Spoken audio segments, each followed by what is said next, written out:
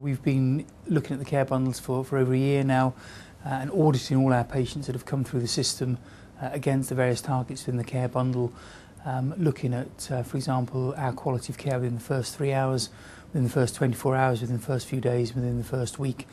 And that has enabled us to look at the quality that each patient individually has received and the cohorts that have gone through the system have received as well. The bundles comprise of elements relating to care within the accident and emergency department, care related to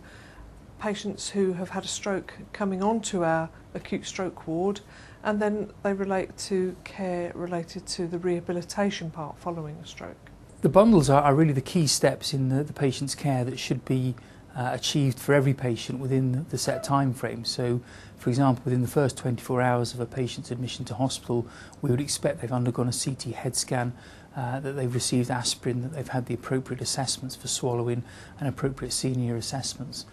We've got a database where we input all the data and we look to see if there are areas that we're not hitting the targets. It's not just for us on the ward, but there's also areas from A&E, that the medics then need to take on board,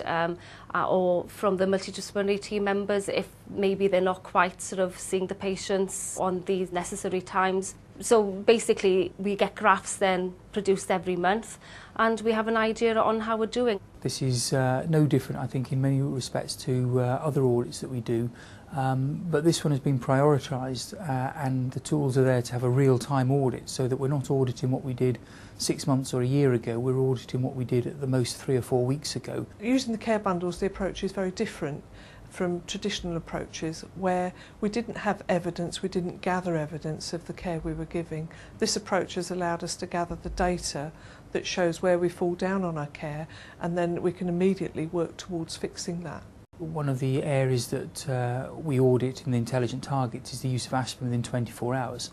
By having the data turned around in the time frame that we do with the intelligent target bundles, I can see who has had a CT scan and then who hasn't had aspirin, and I can get that information very quickly, so I can address with that person why the CT scan hasn't been reviewed, if that's the case, why aspirin hasn't been administered. I think you can use the care bundle approach to improve knowledge within other areas of the team where it may have been lacking. By gathering the data, you can go back and you can say this is the part we're getting wrong, and you can provide the education and the knowledge and the evidence base to support why you're saying that. We've been able to implement the bundles using an approach that involved all the disciplines, the therapists, the nurses, the medical staff, and it's given us a consistent approach to implementing a high standard of stroke care using the evidence that's available. The main benefit of the bundles in terms of the patient's experience is that it's forced us as staff to focus very clearly on what is important at each stage of the patient's journey through the hospital when they've been diagnosed as having a stroke. And I think patients will then have experienced a greater emphasis on those key points and should have noticed a smoother transition through the process.